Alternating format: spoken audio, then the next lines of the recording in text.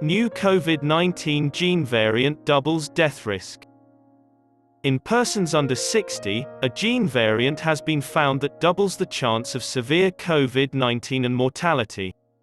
An infection-related gene, LZTFL1, regulates lung cells. The lung cells seem to be less resistant to infection by SARS-CoV-2 when the dangerous gene is present. It is found in 60% of South Asians, 15% of Europeans, 2.4% of Africans and 1.8% of East Asians with COVID-19 risk. No one gene can explain an individual's risk of COVID-19 illness. This is complicated, Davies told Live Science. Some of these factors include age, other health issues, and socioeconomic level, all of which might impact viral exposure and treatment. The hazardous LZTFL1 gene variant is similar to being 10 years older for COVID severity. A genome-wide association research initially identified this gene, GWAS. In this study, researchers compared the genomes of patients with severe COVID-19 defined as respiratory failure, to those of healthy controls. In this research, the seriously afflicted individuals had a higher prevalence of a set of genes.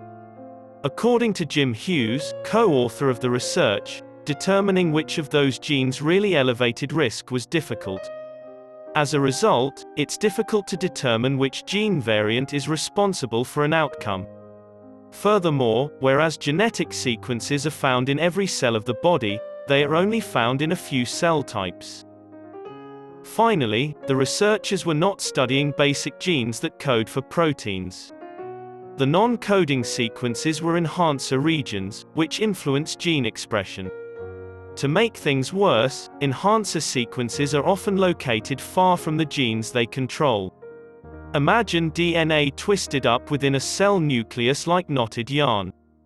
That tangled ball of DNA has enhancers that just need to be in touch with the genes they regulate.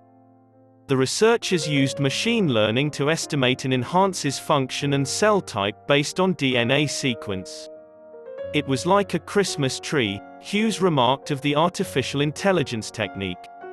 In fact, the researchers were startled to discover their candidate functioned in lung cells instead of neighboring immune system genes. Determine which gene the enhancer regulated. The researchers employed a method called microcapture-C to map the DNA tangle within a cell nucleus in great detail. LZTFL1 was the only gene the enhancer touched. This was a great discovery. It is common for GWAS to uncover dozens or hundreds of genes that influence a single result.